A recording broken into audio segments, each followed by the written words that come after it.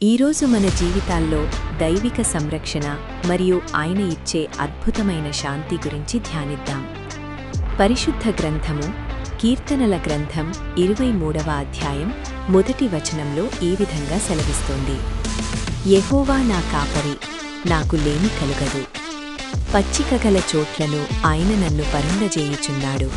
శాంతికరమైన జలముల యొద్ద నన్ను నడిపించుచున్నాడు.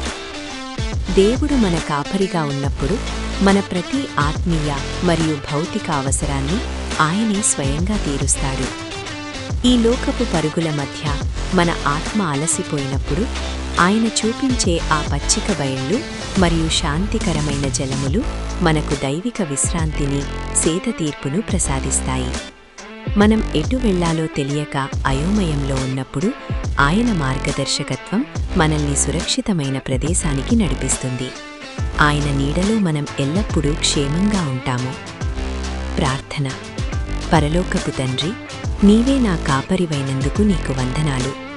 నా జీవితంలోని ప్రతి లోటును నీవు భర్తీ చేస్తున్నావని నేను నమ్ముతున్నాను.